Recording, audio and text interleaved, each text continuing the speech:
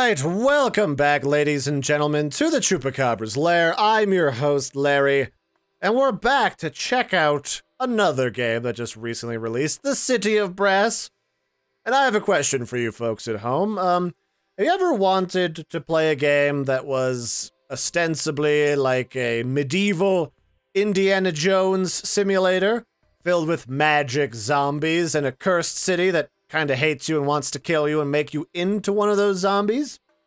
Well, if you've ever answered yes to any of those questions and wanted those kind of mixed in with like a Prince of Persia, Sands of Time type setting in the middle of a desert, then The City of Brass is definitely for you. This is a roguelike game that gives you a character with a bullwhip, and that bullwhip allows them to control the flow of combat. That and your sword, your handy-dandy stab-a-majig. And, you know, I didn't know that I wanted to be Harrison Ford quite so bad until I played this game. And it is a roguelike game where each of the environments is different every time, with different combinations of enemies that get different and more challenging as you go further and further into the game. And it's got, like, daily challenges. It's got a pretty okay tutorial that tells you how the controls work, although it doesn't really give you much of a sample of the combat or the traps. It's got a journal that hopes to share with you a lot of the different lore components of the game. And then they've got some pretty decent settings in here, like you can control your volume, you've got all your graphics in case you need to turn down your quality for older computers, because even though this game runs pretty well on my rig, it is a pretty good looking game, and that can definitely lag out older PCs with older hardware. You can you can see your different controls, like changing sensitivity, inverting things. I like sprint on by default. I leave this default on because that's really easy. You don't have to worry about hitting shift to always sprint over obstacles. You can change your key bindings, all of those tasty things. Okay, so here we are inside of the City of Brass, or at least on the outskirts of it. And this is what it looks like. It's a whole giant sultan's palace almost, because this used to be what was described as the jewel of the desert. And we need to get through each one of these levels in a certain amount of time, or else the evil genie magic that rose this ruin from the depths will cause a magical sandstorm which will potentially kill us, which I don't really want to have happen. Because, I mean, it's fine if I die going like mano-a-mano with said genie and killing them, but it's another thing to die because, you know, some sharp grit in the air decided to take a price out of my skin.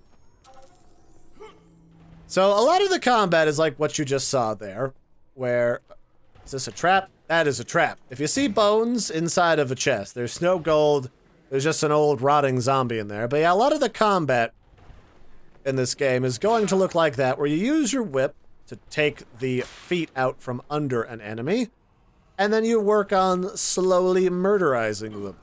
You can do all sorts of things with your whip. You can activate traps to keep them from stabbing you, so you can trigger them early, and that is actually surprisingly helpful because it also allows you to use these traps as a lethal weapon. So if that guy follows me up here, where is he? Is he coming? Sir? Oh, he ran into that trap and died. Perfect. But you can trigger traps underneath of enemies, if they're just at the edge of them, so that it eventually kills them, which is fantastic. I love any title that allows you to use the same mechanics that might hurt you to hurt your foes. Of course, these blue genies will be vendors for us if we get enough gold to buy things. They offer everything from armor to magic to companions that can help you through your lonely adventure here in the City of Brass, finding all of this ancient loot and trying to desperately stay alive. That appears to be a rendering bug, because that's like falling through the ground over there. So that's a little bit silly.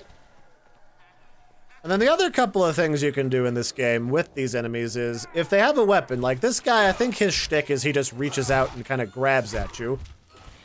But some of the enemies, you can disarm them, you can remove their armor, and that's really handy because if you remove their armor, it only takes like 1 or 2 stabs to kill them, when otherwise it might take like a whole moment or two.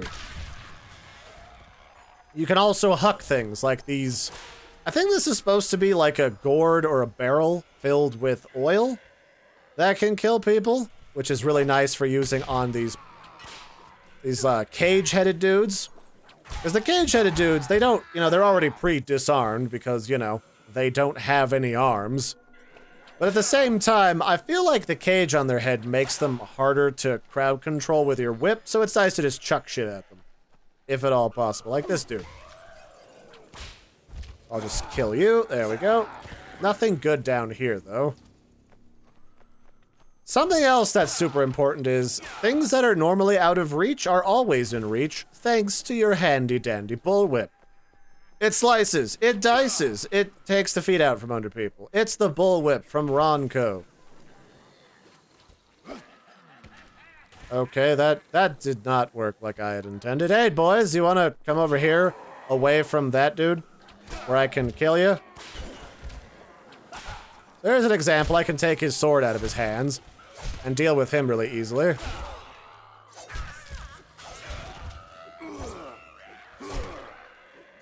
There we go, kill him. Yeah. I mean, there's really nothing quite as satisfying as using a bullwhip to smack someone on their gob and then beat the shit out of them, honestly.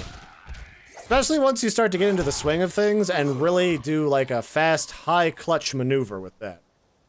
So unfortunately, we are starting to run out of time in this level. So we've got to get out of here as quickly as we can, following that dainty arrow up there. Normally, when I was testing this before, I'd usually prefer to have some items from this level, kind of like if I was playing The Binding of Isaac, but, you know, c'est la vie, c'est la vu. You take what you can get as often as not. We must be close now, because we're kind of running out of... Well, we have a little bit of time. Not a terribly short amount of time, but a little bit amount of time. Oh, gotta be careful of these guys. They tend to get really stabby after you start swinging at them. Okay, I feel like we're close. The exit could be just around corner number 5, if we're smart about this. Let's hit that. Hey, it's gold this time, instead of a rotting corpse from 2,000 years ago. So the other thing I like about this game is, and this isn't true of all titles very similar to this, is that this game has a bit of lore to it. There is some story as to why we're here and what is going on with this ancient citadel of a city. And that is, a long time ago, this was the jewel of the desert. This was a big trading hub. But because they were so successful, and because everyone here was so rich, nobody really wanted to be the servant, or if servants did live here, it wouldn't be too long before they didn't want to be a servant anymore because they'd get a lot of money. So what they did was, instead of just, you know, importing slavery or anything, they're like, let's enslave the genies. That's never been a losing plan in the history of ever. Let's just do that. So basically the genies ended up giving them a nice juicy curse. And well, now we're all here right now, which is kind of awkward. So over time, everyone started going batshit insane. They stopped trusting their neighbors, and they built traps to try and kill everyone for various reasons. Okay, there's a new character here. I'm not familiar with what she does. There's a new character, and she might do...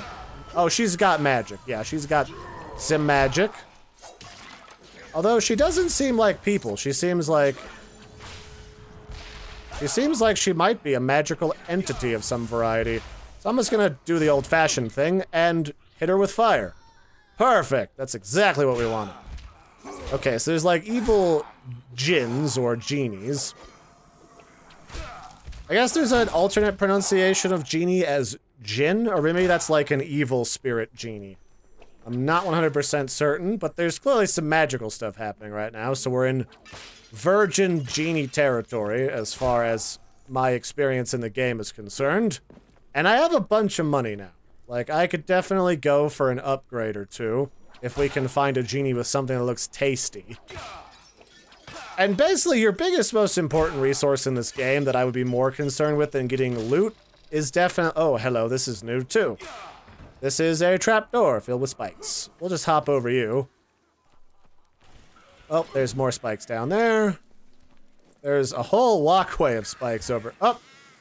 Everybody's having a hell of a day. But your health is your most important, most critical resource, so don't risk something if you don't have to, or at least until you're more of a veteran player in this environment. And I definitely would say don't be too concerned with 100% completioning any particular part of an environment, because I've literally looked at videos of people right after this game came out who got through a large chunk of this game without literally interacting with anything. They just ran through everything, got through as many doors as they could, and just went from there. Now, the thing I don't like is these guys. They will knock you into traps, which has killed me a couple of times. Super duper rude, if you ask me. Oh, that actually killed a guy. I was hoping they would kill this guy, but some of these traps are a little bit unpredictable. Ooh, we can get an impact whip and some armor. Oh, that guy, like, ran right into death. So there you can see, the AI sometimes, if you're just patient, will literally kill themselves. Which is great. So we're gonna load up on upgrades. We're gonna pop this. That is an evil genie up there. So I'm gonna let that guy run at me and die in this trap. Oh no, he's not gonna get hit by the trap. Well, that's poopy. I guess you can have the urn then. Oh! My sword is a Bernie torch now. That might kill us, actually. Because I found a lot of the alternate weapons in this game are kind of shitty. For various reasons. Either lack of damage or something. So that's an evil Jinn. Or a genie. And he wants... Can I whip you? Like at all? No. So you just gotta avoid him and get away from him. Which is fine.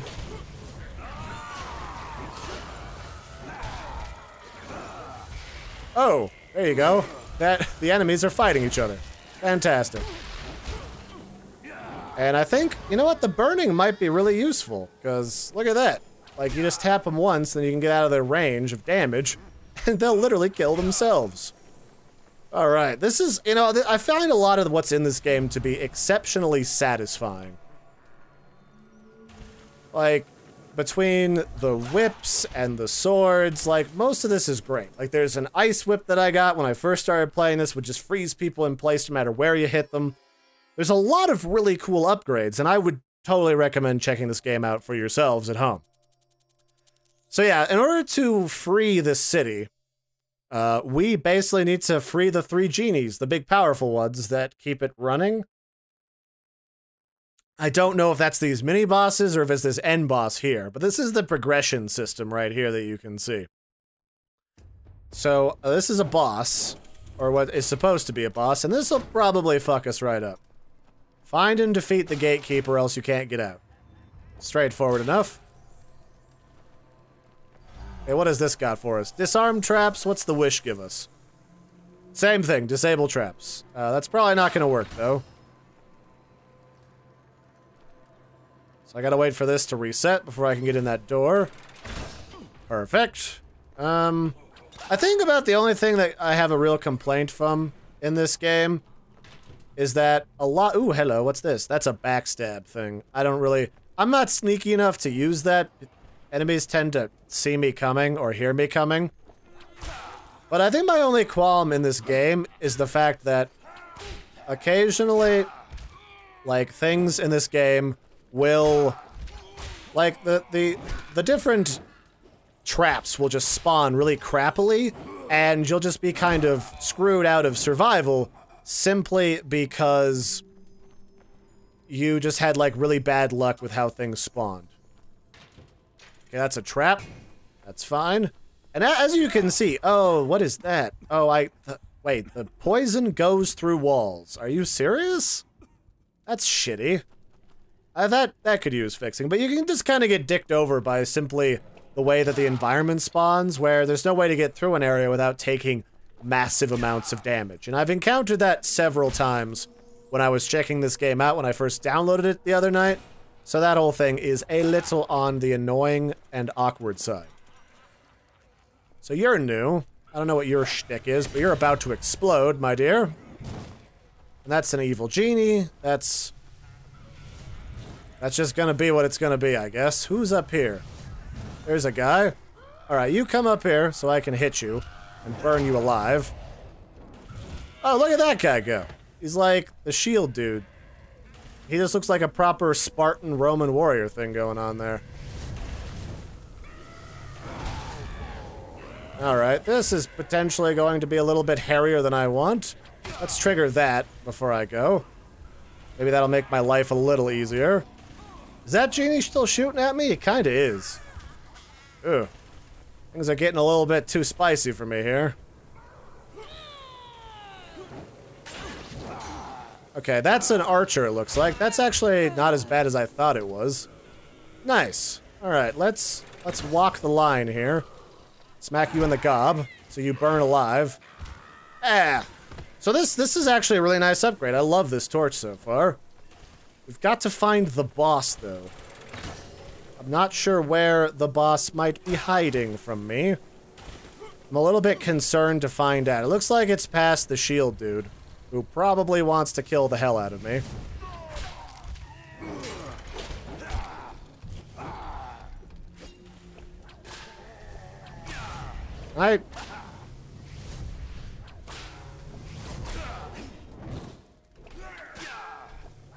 There we go, that's what I'm looking for.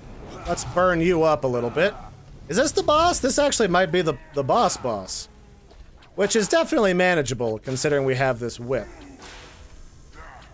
So you're just gonna constantly block my stuff, dude? Oh, he will hurt a lot, too. That's spoopy.